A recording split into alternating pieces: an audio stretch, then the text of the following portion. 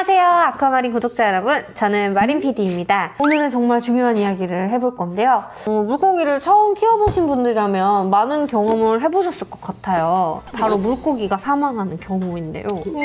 물고기가 많이 죽는 이유, 오늘 한번 설명해 드리도록 하겠습니다. 아쿠아맨 나와주세요. 예, 안녕하세요. 아쿠아맨입니다. 네. 저희 아빠가 그렇게 물고기 키우면은 부피만 이렇게 죽어요. 이유가 뭘까요? 고기가 죽는 이유 상당히 많은 분들이 말씀을 주시죠. 자, 물고기가 죽는 이유는 여러 가지가 있겠죠. 그 중에서 이제 원인을 좀 찾아가려면 인과관계를 찾아야겠죠. 어류가 언제 죽는지가 좀 먼저 생각을 해봐야 될 것 같아요. 물고기를 사와서 우리 집 수족관에 입수를 하고 대략 한 일주일에서 10일 정도 이내에 어떤 어류가 순차적인 죽음을 맞이하거나 아니면 한 번에 많은 양의 물고기가 죽거나 이런 경우가 있다라면 초기 입수 방법이 잘못된 경우가 상당히 많습니다. 물고기를 사오셔서 이제 전에도 말씀을 드렸겠지만 이제 물맛댐이라는 작업을 충분히 하셔야 돼요.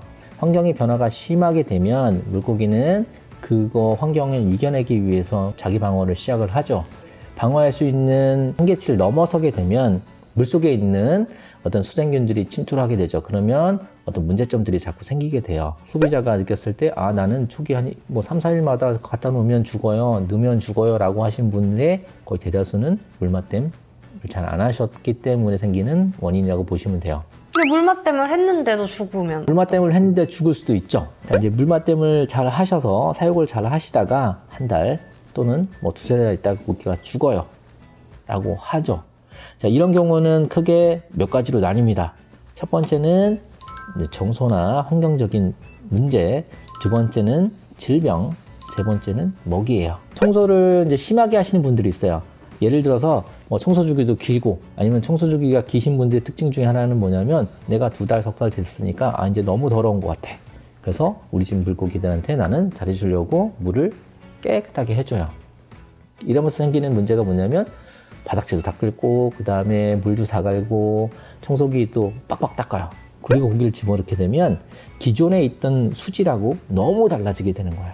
그러니까 초기에 물맛댐을 안 하고 넣는 거랑 동일한 개념으로 돼버려요.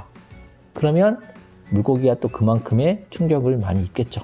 그래서 청소를 하실 때는 되도록이면 청소 주기를 맞춰주시는 게 좋고요. 그리고 물을 가실 경우에도 특별한 경우 아니시면 50% 이상은 기존 물을 사용을 하시는 것을 권장해 드려요. 자, 2-4달 지났는데 사육도 잘 하시고 청소도 잘 하셨어요. 그런데 고기가 죽어요. 이렇다면 이제 질병도 의심할 수 있겠죠. 이런 경우에는 그런 사육하는 물고기에 대해서 조금 더 관심을 가져 주셔야 되는 부분이에요. 먹이를 주실 때 아침에 먹이를 주면 고기들이 앞으로 나오죠. 그러면 그때 나와 있을 경우에 앞에서 관찰자가 고기의 상태도 한 번씩 체크를 해 주셔야 돼요.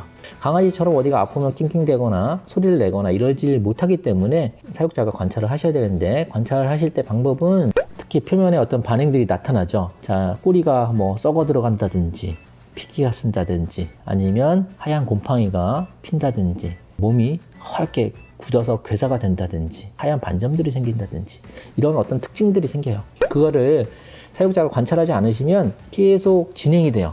질병들이 진행이 되다가 어느 시점이 돼서 나는 밥 주고 나서 한두 시간 있었는데 갑자기 고기가 싸그리 죽었어요. 출근하고 왔더니 애들이 다 둥둥 떠 있어요. 용군 갔어요 라고 하는 경우들이 상당히 많아요.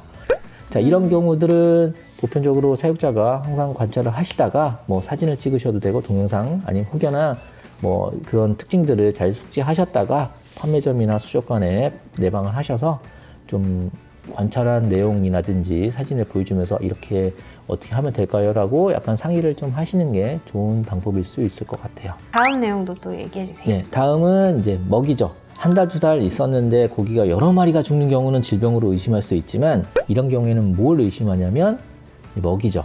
사육자가 고기한테 1번 고기 입 벌려 너는 2알갱이, 2번 물고기 입 벌려 너도 2알갱이 이렇게 줄 수가 없어요. 그 시간에 이제 충분한 먹이를 급여를 하라고 이제 말씀을 드리는데, 먹이를 너무 안 주게 되면 조금 주거나 아니면은 2, 3일에 한 번씩 주시는 분도 계세요.